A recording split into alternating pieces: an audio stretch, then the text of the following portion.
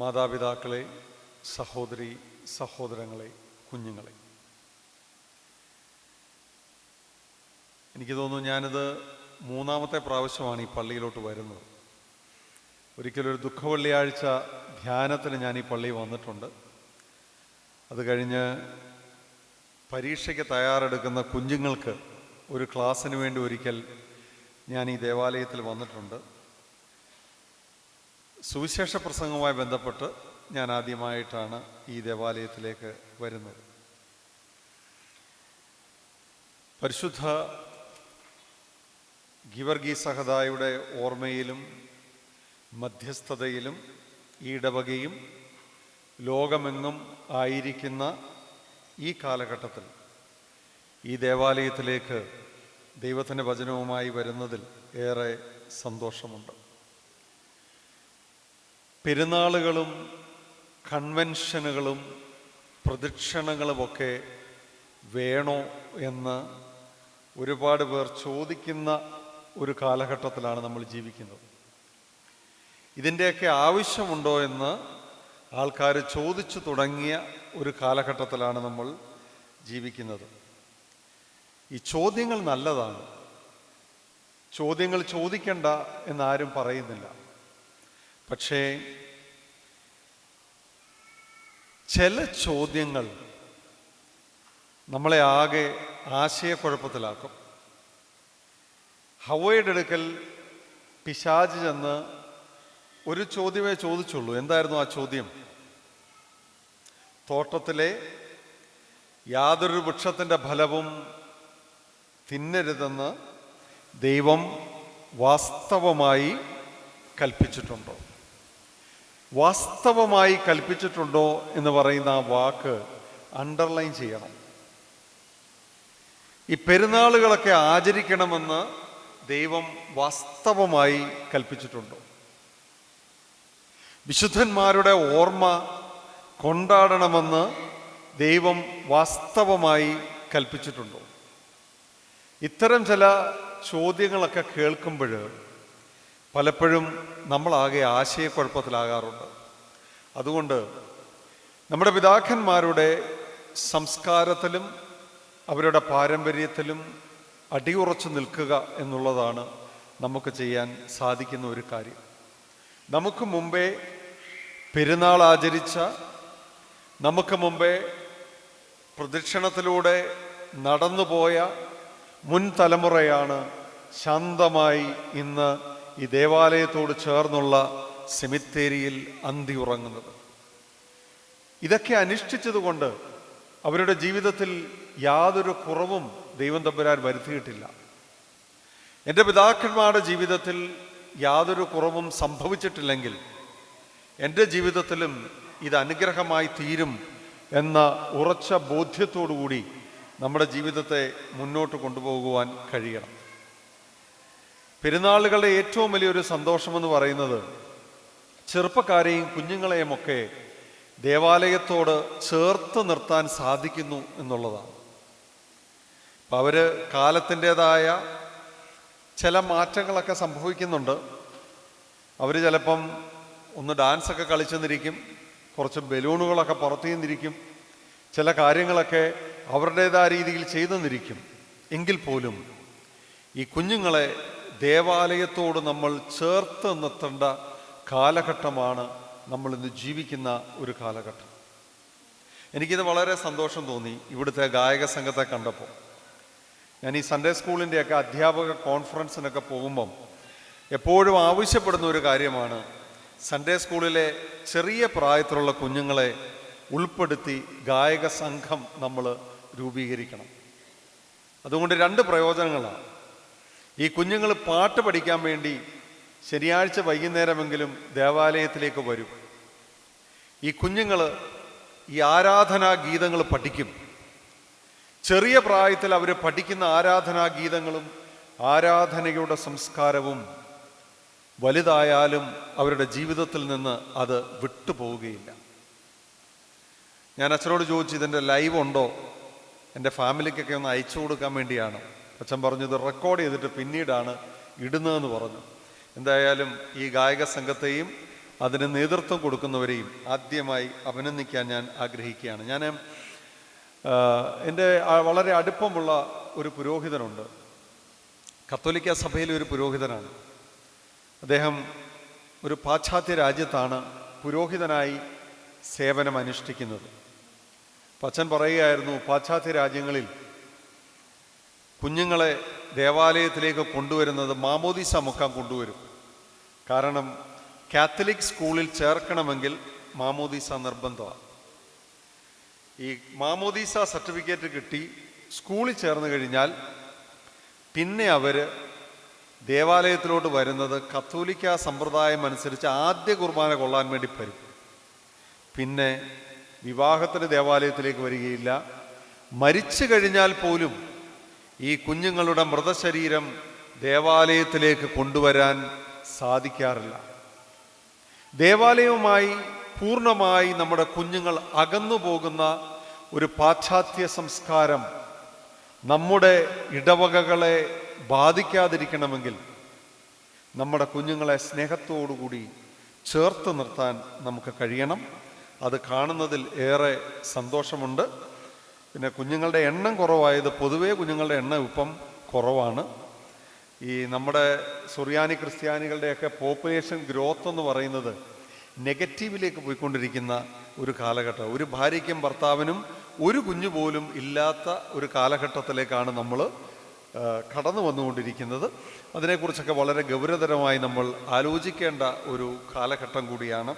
എന്തായാലും പെരുന്നാളിൻ്റെ എല്ലാ ആശംസകളും നിങ്ങൾക്ക് നേർന്നുകൊണ്ട് ഈ മനോഹരമായ സന്ധ്യയിൽ നിങ്ങളുടെ ചിന്തയ്ക്കും ധ്യാനത്തിനുമായി സമർപ്പിക്കുന്ന വിശുദ്ധ വേദഭാഗം നിങ്ങൾക്ക് വളരെ സുപരിചിതമായ ഒരു വേദഭാഗമാണ്. പുറപ്പാട് പുസ്തകം 15-ാം അധ്യായം 23 മുതൽ 25 വരെയുള്ള വാക്യങ്ങൾ.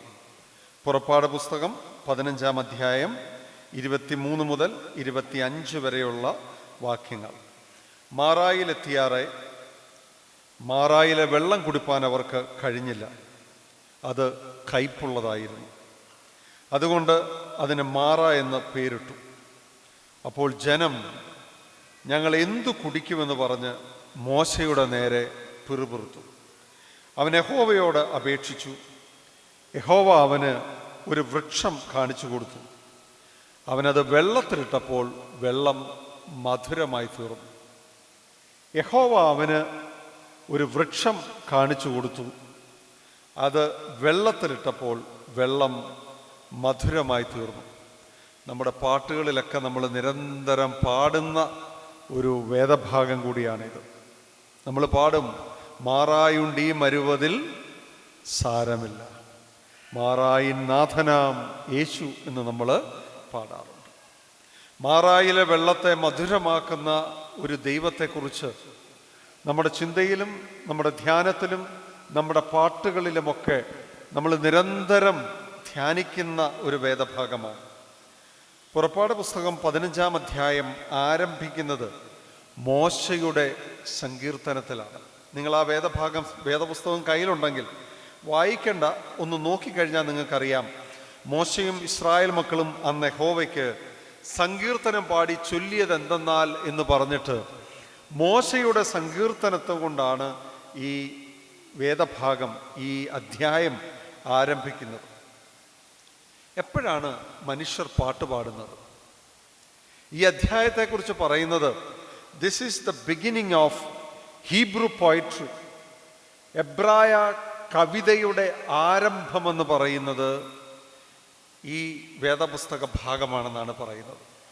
വേദപുസ്തകത്തിലെ ഇസ്രായേൽക്കാർ ഒന്നിച്ച് ആദ്യമായി പാടുന്നതായി നമുക്ക് കാണുന്ന ഭാഗം കൂടിയാണ് ഇത്.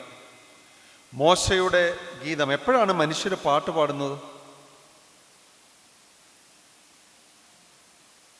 മനുഷ്യർക്ക് സന്തോഷം തോന്നുമ്പോഴാണ് മനുഷ്യർ പലപ്പോഴും പാട്ടുകൾ പാടുന്നത്. ഇവിടെ മോശയും ഇസ്രായേൽ മക്കളും ചേർന്ന് ഈ പാട്ട് പാടാനുള്ള കാരണം എന്താണ്? ഫറവോനും അവൻ്റെ സൈന്യവും ചെങ്കടലിൽ തകർന്നുപോയി. ഫറവോന്റെ സൈന്യം ഇസ്രായേൽ മക്കളെ പിന്തുടർന്നു. പക്ഷേ ചെങ്കടൽ രണ്ടായി പിളർന്ന് ഉണങ്ങിയ നിലത്തുകൂടി ഇസ്രായേൽ മക്കൾ കടന്നുപോയപ്പോൾ ഫറവോന്റെ സൈന്യം ചെങ്കടലിൽ നടുക്കകപ്പെട്ടപ്പോൾ മോശ കയ്യിലിരുന്ന വടി നീട്ടി ചെങ്കടൽ വീണ്ടും ഒന്നായി. ആ സൈന്യം മുഴുവൻ ചെങ്കടലിൽ ഇല്ലാതെയായി തീർന്നു. ഇസ്രായേൽ മക്കളുടെ ശത്രുക്കളുടെ പൂർണ്ണമായ സംഹാരം നടന്ന ദിവസമാണത്. ആ ദിവസത്തിൻ്റെ സന്തോഷത്തിലാണ് മോശയും ഇസ്രായേൽ മക്കളും ഒന്നിച്ച് സങ്കീർത്തനം പാടി ദൈവത്തെ സ്തുതിക്കുന്നത്. ഈ സങ്കീർത്തനം പിന്നീട് നമ്മൾ കാണുന്നത് വെളിപാട് പുസ്തകം 15-ാം അധ്യായം 2 തൊട്ട് 3 വരെയുള്ള വാക്യങ്ങളിൽ ഈ സങ്കീർത്തനത്തെക്കുറിച്ചൊരു പരാമർശമുണ്ട്. വെളിപാട് പുസ്തകം 15-ാം അധ്യായം 2, 3 വാക്യങ്ങളിൽ ഈ സങ്കീർത്തനത്തെക്കുറിച്ച് പിന്നീട് പരാമർശിക്കുന്നുണ്ട്.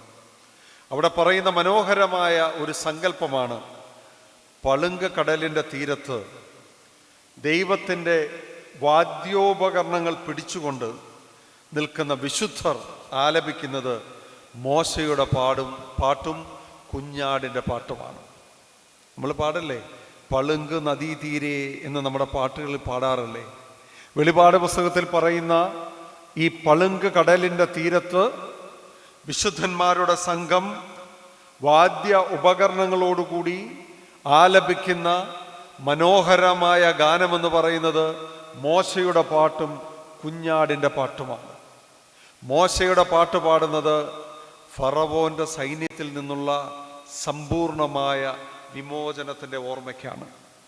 കുഞ്ഞാടിൻ്റെ പാട്ട് പാടുന്നത് സാത്താനെയും അവൻ്റെ സൈന്യത്തെയും കുഞ്ഞാട് പരാജയപ്പെടുത്തിയ സന്തോഷത്തിൻ്റെ അടയാളമായിട്ടാണ് കുഞ്ഞാടിൻ്റെ പാട്ട് വിശുദ്ധന്മാർ ആലപിക്കുന്നത്.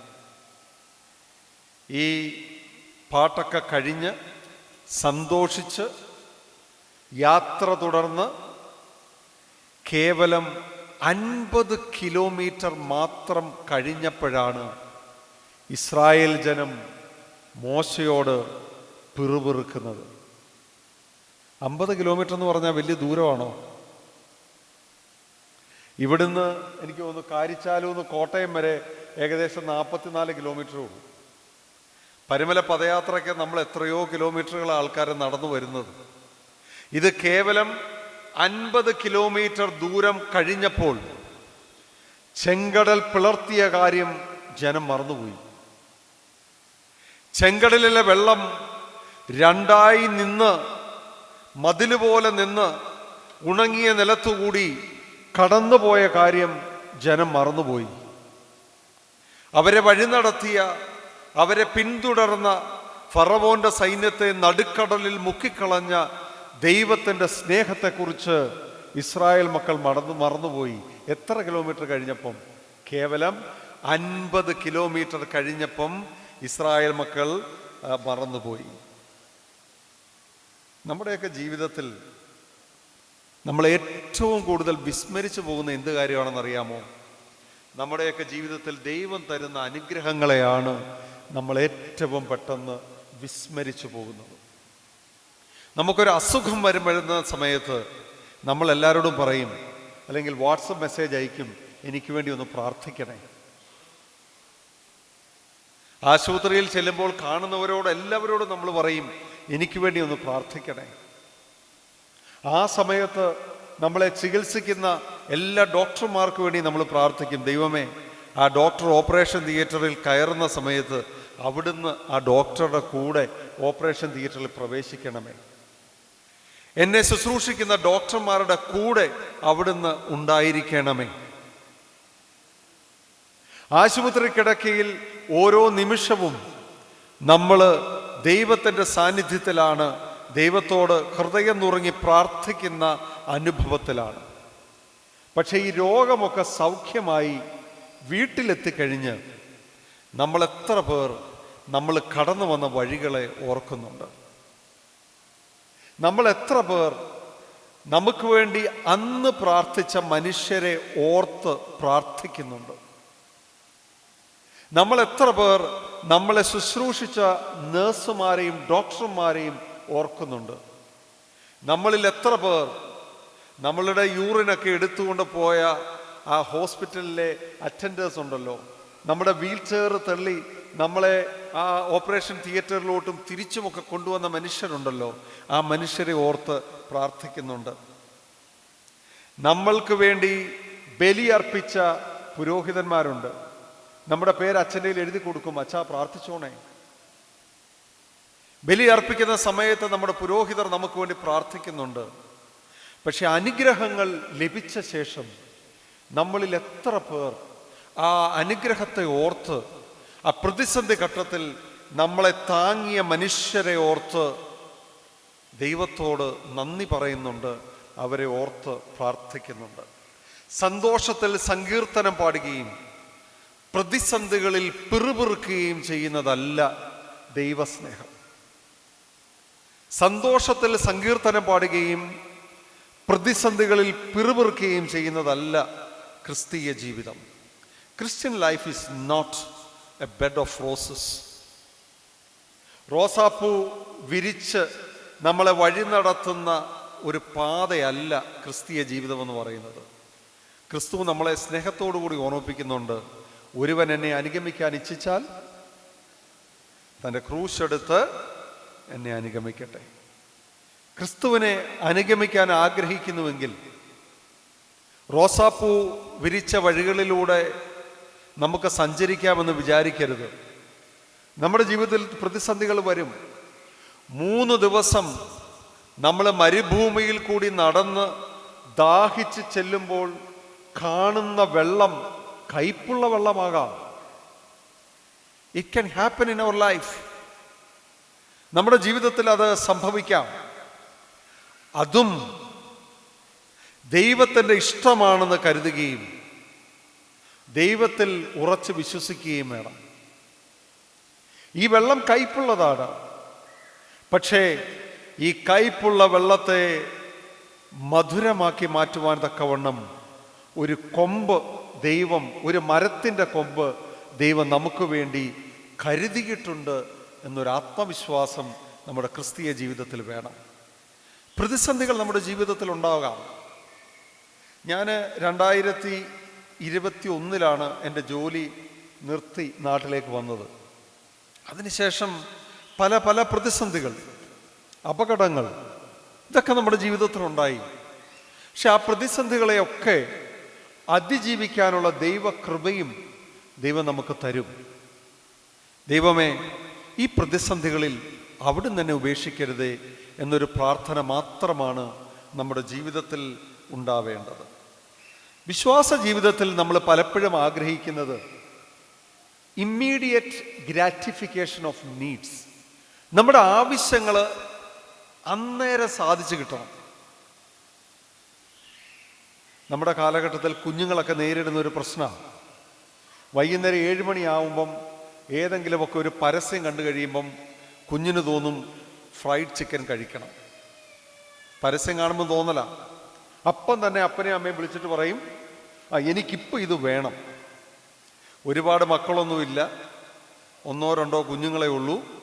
അപ്പന്മാർ അപ്പം തന്നെ വണ്ടി എടുത്തു പോയി ഈ സാധനം വാങ്ങിച്ചുകൊണ്ട് വരും. അറിഞ്ഞോ അറിയാതെയോ നമ്മൾ എന്താ ചെയ്യുന്നത്? ഈ കുഞ്ഞുങ്ങൾക്ക് നമ്മൾ കൊടുക്കുന്ന ഒരു മെസ്സേജ് എന്ന് പറയുന്നത് അവരെന്ത് കാര്യം ആഗ്രഹിച്ചാലും ഏതാനും നിമിഷങ്ങൾക്കുള്ളിൽ അത് ലഭിക്കും എന്നൊരു മെസ്സേജാണ്. ഇതിനെയാണ് ഇമ്മീഡിയറ്റ് ഗ്രാറ്റിഫിക്കേഷൻ ഓഫ് നീഡ്സ് എന്ന് പറയുന്നത്. ഈ പാശ്ചാത്യരൊക്കെ ഇത് ഒരു മോശപ്പെട്ട പ്രവണതയാണ്. കാരണം ഈ കുഞ്ഞുങ്ങൾ ചെറിയ പ്രായത്തിൽ ഭക്ഷണമായിരിക്കും ആവശ്യപ്പെടുന്നത്. കുറച്ച് കഴിഞ്ഞ് ഇവർ വളർന്നു കഴിയുമ്പോൾ നമ്മളോട് ആവശ്യപ്പെടുന്നത് നമുക്ക് വാങ്ങിച്ചു കൊടുക്കാൻ പറ്റാത്ത കാര്യങ്ങളായിരിക്കാം. 10ാം ക്ലാസ്സിൽ പഠിക്കുന്ന സമയത്ത് കുഞ്ഞ് ആവശ്യപ്പെടുന്നത് 1.5 ലക്ഷം രൂപയുടെ മൊബൈൽ ഫോൺ ആയിരിക്കാം. കാരണം കൂട്ടുകാരൻ ആ സാധനമുണ്ട്. ഇത് കൊടുക്കാൻ നമ്മളെ കൊണ്ട് സാധിക്കാതെ വരുമ്പോൾ ആ യാഥാർത്ഥ്യം അക്സെപ്റ്റ് ചെയ്യാൻ കുഞ്ഞിന് സാധിക്കാതെ വരികയും ഇന്ന് ഏറ്റവും കൂടുതൽ കുഞ്ഞുങ്ങൾ ആത്മഹത്യ ചെയ്യുന്നതിൻ്റെ 2 കാരണങ്ങൾ, ഒന്ന് ഈ മൊബൈൽ ഫോണും മറ്റൊന്ന് അവർക്കിഷ്ടപ്പെട്ട ബൈക്കും ഒക്കെ വാങ്ങിച്ച് കൊടുക്കാതിരിക്കുമ്പോഴാണ്. കാരണം ചെറുപ്പം തൊട്ട് തന്നെ നമ്മൾ ഈ കുഞ്ഞുങ്ങളെ ശീലിപ്പിക്കുകയാണ്. പാശ്ചാത്യർ ഇത് പരിഹരിക്കാൻ വേണ്ടി ഒരു കാര്യം ചെയ്യും. ചെറിയ പ്രായത്തിൽ തന്നെ കുഞ്ഞുങ്ങളെ അവർക്കിഷ്ടപ്പെട്ട ഒരു ഭക്ഷണ സാധനം കൊച്ചു കുഞ്ഞായിരിക്കുമ്പോൾ തന്നെ ഇവരുടെ മുമ്പിൽ വെച്ചു കൊടുക്കും. ഇവരുടെ മുമ്പിൽ വെച്ചു കൊടുത്തിട്ട് ഇവരോട് പറയും, പപ്പ അല്ലെങ്കിൽ അമ്മ ഒന്ന് അപ്പുറത്തേക്ക് പോയിട്ട് ഞാനൊരു 5 മിനിറ്റ് കഴിഞ്ഞ് തിരിച്ചു വരും. നിന്റെ മുമ്പിലിരിക്കുന്ന ഈ സാധനം നീ തൊടാൻ പാടില്ല. തൊടാതിരുന്നാൽ നിനക്കിതുപോലത്തെ ഒന്നും കൂടെ തരാം. ഇത് ലോകപ്രശസ്തനായ ഒരു മനഃശാസ്ത്രജ്ഞൻ നടത്തിയ ഒരു പരീക്ഷണമാണ്. സാധാരണഗതിയിൽ 50% കുഞ്ഞുങ്ങൾ കൺട്രോൾ ചെയ്യാൻ പറ്റാതെ ഈ സാധനം എടുത്ത് കഴിക്കും. പക്ഷേ 50% കുഞ്ഞുങ്ങൾ ഇത് കഴിക്കാതെ അപ്പൻ കൊടുക്കുന്നത് നോക്കി വെക്കും. ശാസ്ത്രം പറയുന്നത് ഇങ്ങനെ അവരുടെ പേരൻസ് കൊടുക്കുന്ന ആ സമയപരിധിക്കുള്ളിൽ ഇത് കഴിക്കാതെ ഇരുന്ന കുഞ്ഞുങ്ങൾ ലൈഫിൽ വളരെ സക്സസ്ഫുൾ ആയി തീരുന്നെന്നാണ് പറയുന്നത്. ഈ കുഞ്ഞുങ്ങളെ അങ്ങനെ നമ്മൾ പരിശീലിപ്പിക്കണം. പലപ്പോഴും തോന്നാറുണ്ട്, ദൈവം തമ്പുരാൻ നമ്മളെ ഈ പാശ്ചാത്യ മക്കളെ പഠിപ്പിക്കുന്നത് പോലെ ചില സമയത്ത് ദൈവം നമ്മളെ ഡിലേഡ് ഗ്രാറ്റിഫിക്കേഷൻ ഓഫ് നീഡ്സ് പഠിപ്പിക്കുന്നുണ്ട്. നമ്മൾ പല കാര്യങ്ങൾ ആവശ്യപ്പെട്ടാൽ ദൈവം അന്നേരം തരാറില്ല. ദൈവം നമ്മളെ അല്പസമയം ഒന്ന് കാത്തിരിക്കാൻ നമ്മളോട് പറയും. അല്പം ഒന്ന് കാത്തിരുന്ന ശേഷമാണ് ദൈവം പലപ്പോഴും നമുക്ക് തരുന്നത്. ഇസ്രായേൽ മക്കൾ 3 ദിവസം ഈ മരുഭൂമിയിൽ വെള്ളം കിട്ടാതെ ദാഹിച്ചിരിക്കുമ്പോഴാണ് 3 ദിവസം കഴിഞ്ഞ് അവർക്ക് കാണിച്ചു കൊടുത്തു വെള്ളം കുടിക്കാൻ ചെന്ന സമയത്ത് ആ വെള്ളം കയ്പുള്ളതായിരുന്നു. Delayed gratification of needs. ഇതാണ് കർത്താവിൻ്റെ പരീക്ഷണ സമയത്ത് പിശാച് കർത്താവിനെ പരീക്ഷിച്ച സമയത്ത് എന്താ പിശാച് പറഞ്ഞത്? നീ എന്തിനാ വിശന്നിരിക്കുന്നത്? എന്താ ചെയ്യേണ്ടത്? നിന്റെ അടുത്തിരിക്കുന്ന കല്ലിനെ അപ്പമാകുവാൻ കൽപ്പിക്കുക. Immediate gratification of needs. അതിന് കർത്താവ് വഴങ്ങിയോ? ഇല്ല. ക്രിസ്തീയ ജീവിതം എന്ന് പറയുന്നത് നമ്മൾ ആഗ്രഹിക്കുന്ന കാര്യങ്ങളെല്ലാം അന്നേരം സാധിച്ചു തരുന്ന ഒരു അനുഭവമല്ല. അത് ദൈവത്തിൻ്റെ ഇഷ്ടമാണ്. ഗത്സമനയിലെ പ്രാർത്ഥന നമുക്കറിയാം. ക്രിസ്തു തന്നെ എന്താണ് പ്രാർത്ഥിച്ചത്? പിതാവേ, കഴിയുമെങ്കിൽ ഈ പാനപാത്രം എന്നിൽ നിന്ന് നീക്കണമേ, എങ്കിലും എൻ്റെ ഇഷ്ടമല്ല അങ്ങയുടെ ഇഷ്ടം നിറവേറട്ടെ. ഇതാണ് ക്രിസ്തീയ ജീവിതത്തിൽ നമ്മുടെ പ്രാർത്ഥന ആയിരിക്കേണ്ടത്. കർത്താവേ, നിനക്ക് കഴിയുമെങ്കിൽ ഈ പാനപാത്രം എൻ്റെ ജീവിതത്തിൽ നിന്ന് മാറ്റിത്തരണം, എങ്കിലും എൻ്റെ ഇഷ്ടമല്ല അങ്ങയുടെ ഇഷ്ടം നിറവേറട്ടെ. ഈ പ്രാർത്ഥന കർത്താവ് എവിടുന്നാ പഠിച്ചേ? ഈ പ്രാർത്ഥന നമ്മൾ വേദപുസ്തകത്തിൽ മറ്റൊരു സ്ഥലത്ത് കാണുന്നുണ്ട്. പരിശുദ്ധ അമ്മയുടെ അടുക്കൽ, കന്യകയായ പെൺകുട്ടിയുടെ അടുക്കൽ മാലാഖ വന്നിട്ട് പറയുകയാണ്, നീ ഗർഭം ധരിച്ച് ഒരു മകനെ പ്രസവിക്കും. ജീവൻ പോകുന്ന കേസാ, കല്ലേറുകൊണ്ട് മരിക്കേണ്ട കേസാ. എന്നിട്ടും ആ പെൺകുട്ടി എന്താണ് പറയുന്നത്? അങ്ങയുടെ ഇഷ്ടം നിറവേറട്ടെ. അപ്പൊ നമ്മുടെ പ്രാർത്ഥനകളാണ് നമ്മുടെ മക്കൾ ശ്രദ്ധിക്കുന്നത്. നമ്മുടെ പ്രാർത്ഥനകളാണ് നമ്മുടെ മക്കൾ ശ്രദ്ധിച്ച് അവരുടെ ജീവിത പ്രതിസന്ധിയിൽ അവർക്ക് തുണയാകുന്നത്. നമ്മൾ അവർക്ക് കൊടുക്കുന്ന പരിശീലനമാണ്. വിശ്വാസ ജീവിതത്തിൽ ഈ ഒരു ഡിലേഡ് ഗ്രാറ്റിഫിക്കേഷൻ ഉണ്ട് എന്നൊരു യാഥാർത്ഥ്യം നമ്മൾ മനസ്സിലാക്കണം. പാശ്ചാത്യ വേദശാസ്ത്രത്തിൻ്റെ പിതാവെന്ന് പറയുന്ന തെർത്തുല്യൻ ഈ മാറ അനുഭവത്തെക്കുറിച്ചൊരു വാചകം എഴുതിയിട്ടുണ്ട്. അദ്ദേഹം പറയുകയാണ്, കയ്പ് വെള്ളത്തെ മധുരമാക്കിയ ആ വൃക്ഷം ക്രിസ്തുവാണ്. കയ്പ് വെള്ളത്തെ മധുരമാക്കിയ ആ കൊമ്പ് എന്ന് പറയുന്നത്, ആ വൃക്ഷം എന്ന് പറയുന്നത് ക്രിസ്തുവാണ്. നിങ്ങൾ ക്രിസ്തുവിൻ്റെ ജീവിതത്തിലെ അനുഭവങ്ങൾ, ക്രിസ്തുവിൻ്റെ പ്രവൃത്തികളൊക്കെ ഒന്ന് ശ്രദ്ധിച്ചു നോക്കിയേ. ജീവിതത്തിൽ കയ്പിൻ്റെ അനുഭവത്തിലൂടെ കടന്നു വന്ന എത്രയോ മനുഷ്യരുടെ ജീവിതത്തെയാണ് ക്രിസ്തു മധുരമുള്ളതാക്കി തീർത്തത്. കാഴ്ചയില്ലാത്തത് മൂലം ജീവിതം കയ്പായി തീർന്ന മനുഷ്യർ, ചെവി കേൾക്കാത്തത് മൂലം ജീവിതം കയ്പായി തീർന്ന മനുഷ്യർ, പ്രിയപ്പെട്ടവരുടെ മരണം മൂലം ജീവിതം കയ്പായി തീർന്ന മനുഷ്യർ, കൂന് ഉള്ളതുകൊണ്ട് ജീവിതം കയ്പായി തീർന്ന മനുഷ്യർ, തളർവാദമുള്ളത് കൊണ്ട് ജീവിതം കയ്പായി തീർന്ന മനുഷ്യർ, ജീവിത വഴിയിൽ എപ്പോഴൊക്കെയോ ഇടറിപ്പോയതുകൊണ്ട്, തെറ്റിപ്പോയതുകൊണ്ട് ജീവിതം കയ്പായി തീർന്ന മനുഷ്യർ, ഈ കയ്പ് അനുഭവമുള്ള മനുഷ്യരുടെ ജീവിതത്തിലേക്ക് ക്രിസ്തു സ്നേഹത്തോടുകൂടി കടന്നു ചെന്ന് കഴിയുമ്പോൾ അവരുടെ കയ്പുള്ള ജീവിതം മധുരമുള്ളതായി മാറുന്ന എത്രയെത്ര കാഴ്ചകളാണ് വേദപുസ്തകത്തിൽ നമ്മൾ കാണുന്നത്. അത്തരം ഒരു കാഴ്ച മാത്രം നിങ്ങളുടെ ചിന്തയ്ക്കും ധ്യാനത്തിനുമായി സമർപ്പിക്കാൻ ഞാൻ ആഗ്രഹിക്കുകയാണ്. വിശുദ്ധ യോഹന്നാന്റെ സുവിശേഷം 4-ാം അധ്യായം 1 തൊട്ട് 42 വരെയുള്ള വാക്യങ്ങളിലാണ് ഈ സംഭവം രേഖപ്പെടുത്തിയിരിക്കുന്നത്. വിശുദ്ധ യോഹന്നാന്റെ സുവിശേഷം 4-ാം അധ്യായം 1 തൊട്ട് 42 വരെ വളരെ ദീർഘമായ ഒരു ഭാഗം. ഈ ഭാഗം എന്താണെന്ന് മനസ്സിലായോ? എന്താണ് ആ സമയം? ശമരിയാക്കാരത്തി സ്ത്രീയോട് കർത്താവ് ദീർഘമായി സംസാരിക്കുന്ന ഭാഗമാണ്. എനിക്ക് തോന്നുന്നു വേദപുസ്തകത്തിൽ തന്നെ കർത്താവ് ഇത്രയും ദീർഘനേരം ആരോടും സംസാരിച്ചിരുന്നിട്ടില്ല. കർത്താവിൻ്റെ ശിഷ്യന്മാരെവിടെ ആയിരുന്നു ഈ സമയത്ത്? ഒന്ന് ഓർത്തെടുത്തേ. അവർ ഭക്ഷണം വാങ്ങിക്കാൻ വേണ്ടി അടുത്ത പട്ടണത്തിലേക്ക് പോയി. കർത്താവിന് കുറച്ച് ഫ്രീ ടൈം കിട്ടി, സ്വസ്ഥമായിട്ട് അവിടെ ഇരിക്കുകയാണ്. അപ്പോഴാണ് യാക്കോബിൻ്റെ ഉറവിനരികിലേക്ക് ഒരു ശമരിയാക്കാരത്തി സ്ത്രീ കടന്നു വരുന്നു. ജീവിതത്തിൻ്റെ അനേകം കയ്പനുഭവങ്ങളിലൂടെ കടന്നുപോയ ഒരു സ്ത്രീയാണ് ആ ഉച്ച സമയത്ത് കർത്താവിൻ്റെ അടുക്കിലേക്ക് കടന്നു ചെല്ലുന്നത്. ആ ഉറവയ്ക്കരികെ വെച്ചാണ് കയ്പിൻ്റെ അനുഭവമുള്ള ഒരു സ്ത്രീയെ ദൈവം തമ്പുരാൻ കാണുന്നത്. ക്രിസ്തു അവരോടൊരു ചോദ്യം ചോദിക്കുകയാണ്. എന്ത് ചോദ്യമാണ് ചോദിച്ചത്? എനിക്ക് കുടിക്കാൻ തരുമോ? എനിക്ക് കുടിക്കാൻ തരുമോ? ക്രിസ്തുവിൻ്റെ ചോദ്യം ശരിക്കും അവളെ ഞെട്ടിച്ചു കളഞ്ഞു. എന്തുകൊണ്ടാണ് അവൾ ഞെട്ടിപ്പോയത്? 2 കാര്യങ്ങളാണ്. ഒന്ന്, യഹൂദ റാബിമാർ പൊതു ഇടങ്ങളിൽ വെച്ച് സ്ത്രീകളോട് സംസാരിക്കത്തില്ല. സ്ത്രീകളെ അല്പം അംഗീകാരം കുറച്ച് കാണുന്ന ഒരു സംസ്കാരമായിരുന്നു ക്രിസ്തുവിൻ്റെ കാലത്തെ യഹൂദ സംസ്കാരം.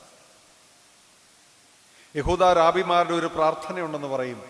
അവർ രാവിലെ എണ്ണീറ്റിട്ട് പ്രാർത്ഥിക്കുന്നത്, ദൈവമേ, നീ എന്നെ മൃഗമായും സ്ത്രീയായും ജനിപ്പിക്കാതിരുന്നതിനാൽ ഞാൻ നിന്നെ സ്തുതിക്കുന്നു.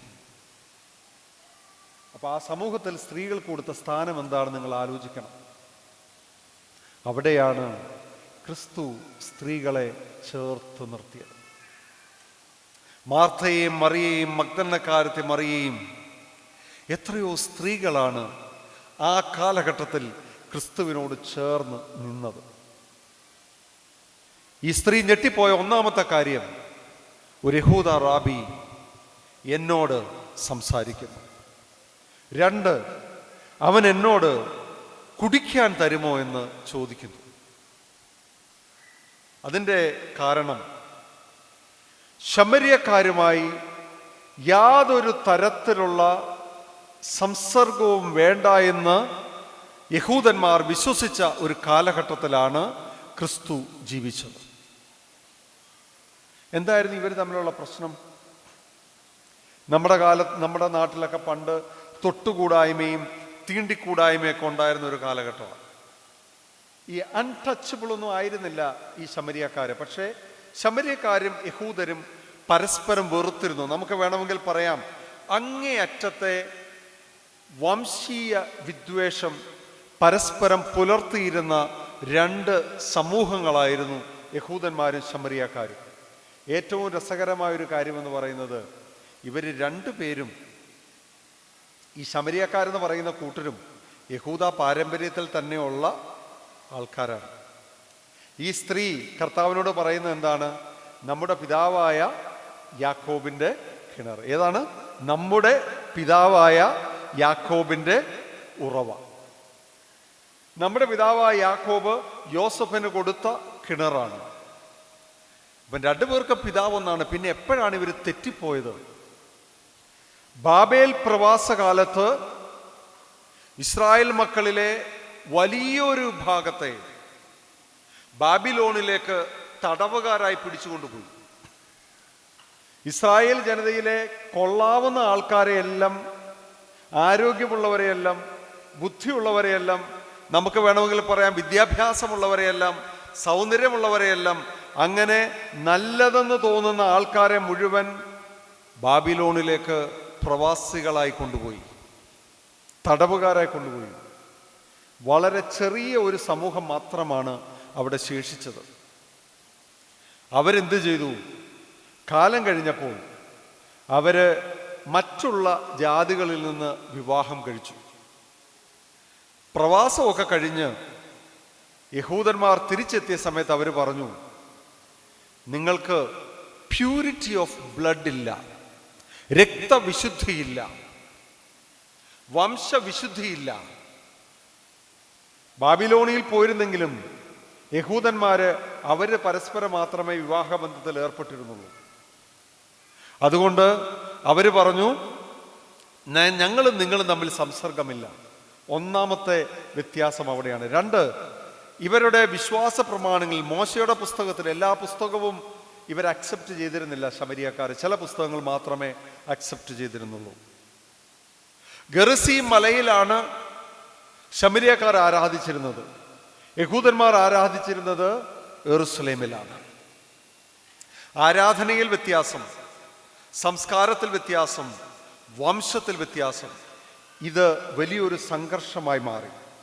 ഈ സംഘർഷത്തിന്റെ പശ്ചാത്തലത്തിലാണ് ഇവരോട് യാതൊരു സംസർഗവുമില്ല എന്ന് പറഞ്ഞ ഈ സാഹചര്യത്തിലാണ് കർത്താവ് ഇവരുടെ നാട്ടിൽ കൂടി കടന്നു പോകുമ്പോൾ ഉച്ച സമയത്ത് ഈ സ്ത്രീയെ കാണുന്നത്.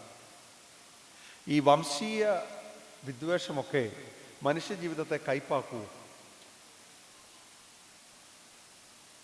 നമുക്കിതൊന്നും വലിയ പരിചയമില്ല. കാരണം കേരളത്തിലെ സുറിയാനി ക്രിസ്ത്യാനികൾ സത്യം പറഞ്ഞാൽ വളരെ സുഖിച്ച് ജീവിച്ച ഒരു കൂട്ടരാണ്, വളരെ പ്രിവിലേജ്ഡ് ആയിട്ടുള്ള ഒരു കൂട്ടരാണ്. കാരണം പഴയ കാലത്ത് കേരളത്തിലെ ക്രിസ്ത്യാനികളുടെ ജോലി എന്ന് പറയുന്നത് ഈ കേരളത്തിലുണ്ടാകുന്ന കുരുമുളകും ഏലവും മറ്റ് സാധനങ്ങളും വിദേശത്തേക്ക് എക്സ്പോർട്ട് ചെയ്യുക, അവിടുത്തെ സാധനം തിരിച്ചു കൊണ്ടുവരിക. അപ്പം അതുകൊണ്ട് തന്നെ സമ്പദ് വ്യവസ്ഥയെ നിലനിർത്തണമെങ്കിൽ ഇങ്ങനെ ഒരു സമൂഹം ഇവിടെ വേണമെന്നുള്ളത് കൊണ്ട് ചില പ്രിവിലേജസ്, ചില ആനുകൂല്യങ്ങളൊക്കെ നമുക്ക് ലഭിച്ചിരുന്നു. പക്ഷേ ബെന്യാമീന്റെ പുസ്തകത്തിൽ പറയുന്ന മനോഹരമായൊരു വാചകമുണ്ട്, നമ്മൾ അനുഭവിക്കാത്ത ജീവിതമെല്ലാം നമുക്ക് കെട്ടുകഥയാണ്. നമ്മളിവിടെ ജീവിച്ചിരുന്ന സമയത്ത് തന്നെ ഇവിടെ പീഡനം അനുഭവിച്ച ഒരു സമൂഹം ഈ നാട്ടിലുണ്ടായിരുന്നു. അവരോട് ചോദിച്ചാൽ അവർ പറയും എത്രമാത്രം കയ്പ് നിറഞ്ഞ അനുഭവത്തിലൂടെയാണ് അവരൊക്കെ കടന്നുപോയത്.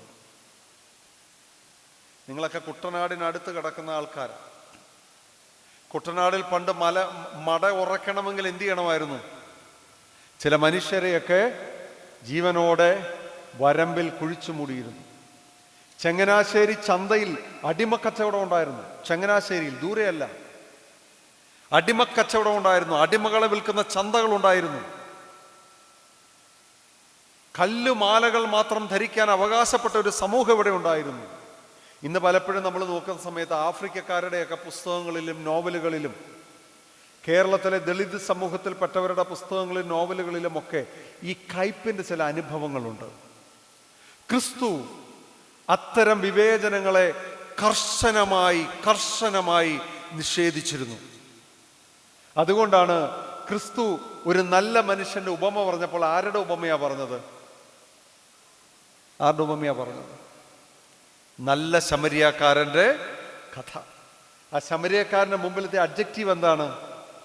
നല്ല ശമരിയക്കാരൻ. ഒരു ശമരിയക്കാരനെ നല്ലത് എന്ന് ഒരു യഹൂദ റാബി ആ കാലഘട്ടത്തിൽ പറയണമെങ്കിൽ അസാധാരണമായ കരുത്ത് വേണം. ആ കരുത്ത് ക്രിസ്തുവിന് ഉണ്ടായിരുന്നു.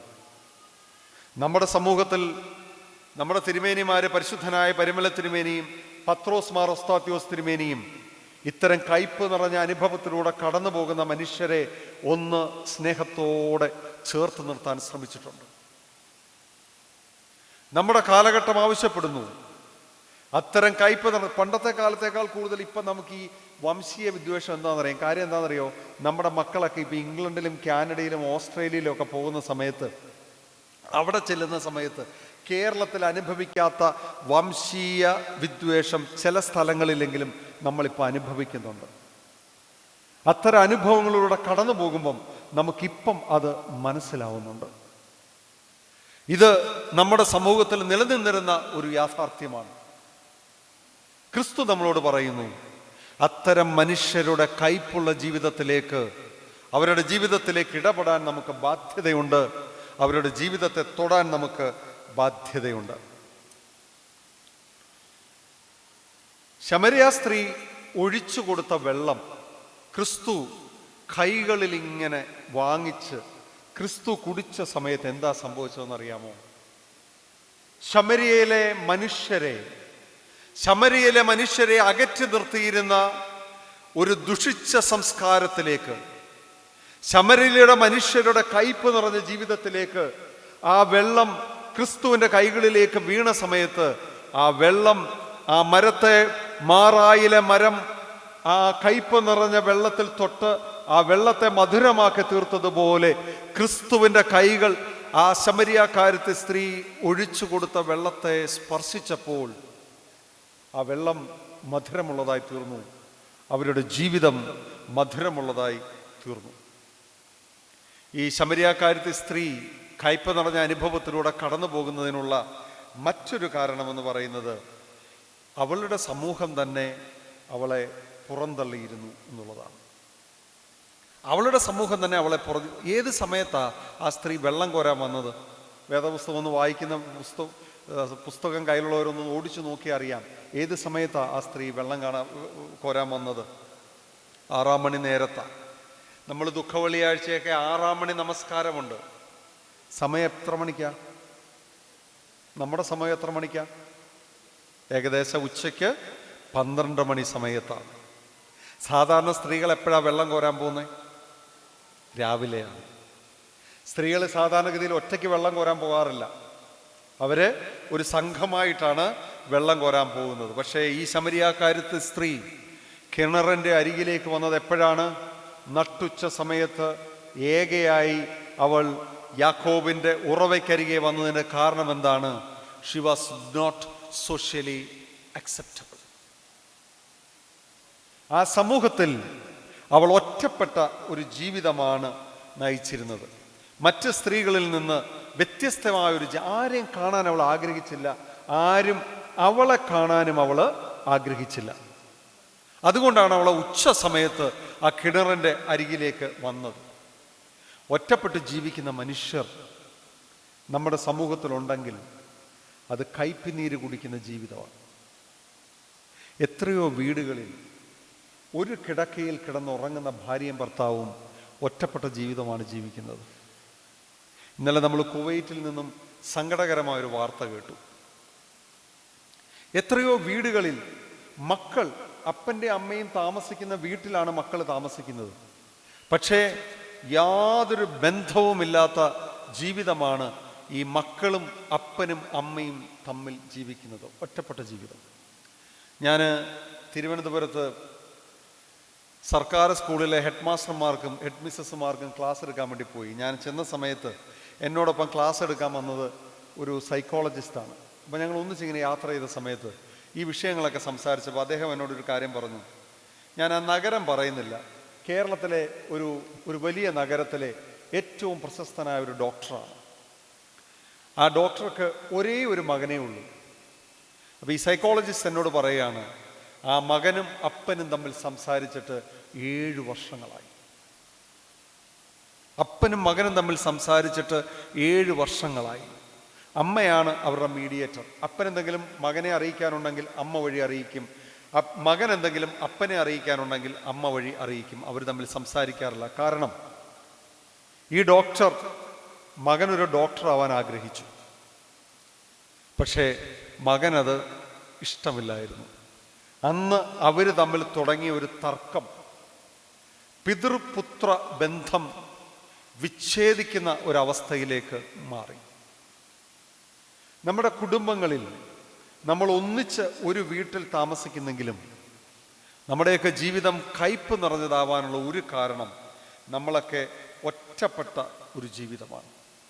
ഈ ഒറ്റപ്പെട്ട മനുഷ്യരുടെ അടുക്കിലേക്ക് ഒന്ന് ചെല്ലാനും അവരുടെ കയ്പ് നിറഞ്ഞ ജീവിതത്തെ ഒന്ന് സ്പർശിക്കാനും ക്രിസ്ത്യാനികൾ എന്നുള്ള രീതിയിൽ, മനുഷ്യരെന്നുള്ള രീതിയിൽ നമുക്ക് ബാധ്യതയുണ്ട്.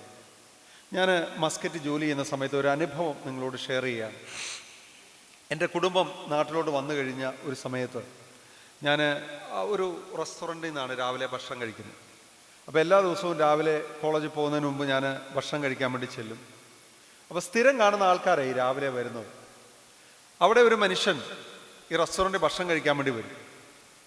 ഒരു മനുഷ്യനോട് ഇയാൾ സംസാരിക്കത്തില്ല. ഇയാൾ വന്നു കഴിഞ്ഞാൽ ഒരു മനുഷ്യൻ്റെയും മുഖത്ത് നോക്കത്തില്ല. അയാൾ മിക്കവാറും കഴിക്കുന്നത് ഒരേ തരം ഭക്ഷണമാണ്. അപ്പം ഇയാൾ വരുമ്പം തന്നെ വെയിറ്റർ എന്ന് ഇയാൾക്ക് വേണ്ട ഭക്ഷണം എടുത്തു കൊടുക്കും. അപ്പം അതങ്ങോട്ട് കിട്ടിക്കഴിഞ്ഞാൽ ഇയാളെ സ്വസ്ഥമായിട്ട് അവിടെ നിന്ന് കഴിക്കും, ഇറങ്ങിപ്പോകും. ഇതെല്ലാ ദിവസവും തുടർച്ചയായിട്ട് ഇതിങ്ങനെ ആവർത്തിച്ച് ഒരു ദിവസം ഞാൻ കൈ കഴുകാൻ ചെന്ന സമയത്ത് യാദൃച്ഛികമായി ഈ മനുഷ്യൻ അവിടെ വന്നു. അപ്പം ഞാൻ ഇദ്ദേഹത്തിൻ്റെ മുഖത്ത് നോക്കി ഒന്ന് ചിരിച്ചു. പെട്ടെന്ന് ഈ മനുഷ്യന് എന്ത് ചെയ്യണമെന്ന് അറിഞ്ഞുകൂടാ. അപ്പം ഞാൻ അദ്ദേഹത്തോട് ചോദിച്ചു, സാർ എവിടെ വർക്ക് ചെയ്യുന്നത്? അപ്പം മലയാളിയാണ്. അപ്പോൾ ഇയാൾക്ക് മറുപടി പറയാനില്ലാത്തതുകൊണ്ട് ഇയാൾ വർക്ക് ചെയ്യുന്ന സ്ഥലം പറഞ്ഞു. ഞാൻ ചോദിച്ചു, നാട്ടിലെവിടാ? ഇയാൾ നാട് പറഞ്ഞു. പെട്ടെന്ന് ഞാൻ മനസ്സിലാക്കിയ ഒരു കാര്യം, ഈ മനുഷ്യൻ മറ്റുള്ളവരുടെ മുഖത്ത് നോക്കാതെ ഭയപ്പാടോടുകൂടി നിന്ന ഈ മനുഷ്യൻ പെട്ടെന്ന് ഈ ഐസൊക്കെ ഉരുകുന്നത് പോലെ ഈ മനുഷ്യനിൽ നിന്ന് എന്തൊക്കെയോ ഉരുകിപ്പോവുകയും ഇയാൾ എന്നോട് സംസാരിക്കുകയും ചെയ്തു.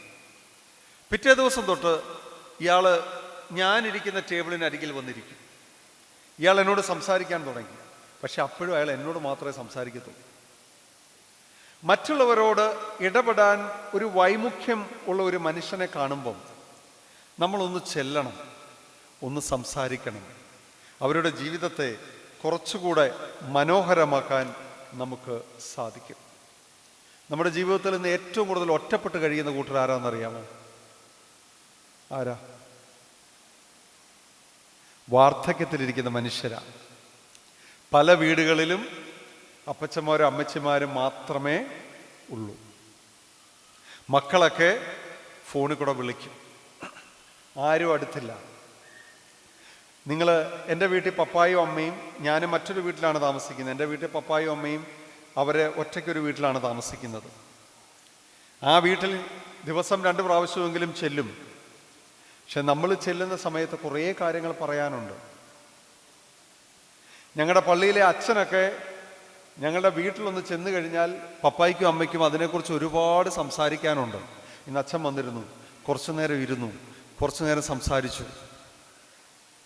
ഒറ്റപ്പെട്ട് ജീവിക്കുന്ന മനുഷ്യരോട് ഫോണിലെങ്കിലും ഒന്ന് സംസാരിക്കാൻ നമുക്ക് കഴിയണം.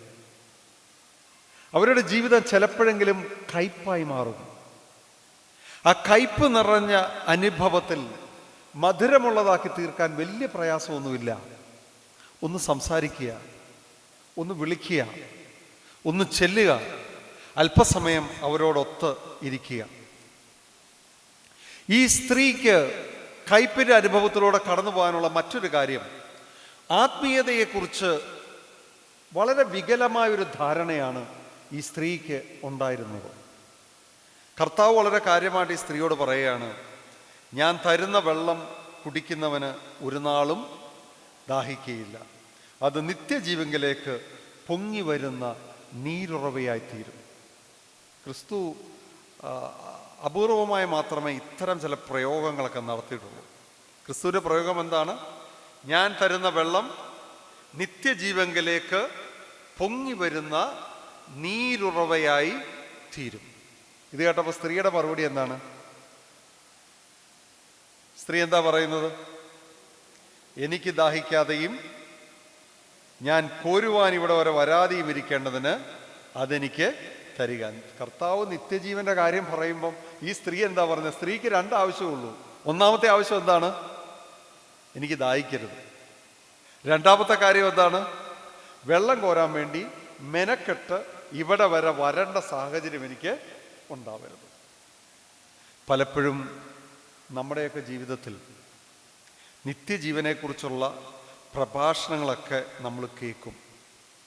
ഞായറാഴ്ച ഏവെങ്കലിയോൻ ബന്ധപ്പെടുത്തി മനോജച്ചനൊക്കെ അച്ഛൻ മനോഹരമായി പ്രസംഗിക്കുന്ന ഒരാളാണ്. ഈ പ്രസംഗമൊക്കെ നമ്മൾ കേട്ട് കഴിയുമ്പോഴും നമ്മുടെ ചിന്ത എവിടെയാണ്? നിത്യജീവനെക്കുറിച്ചാണോ?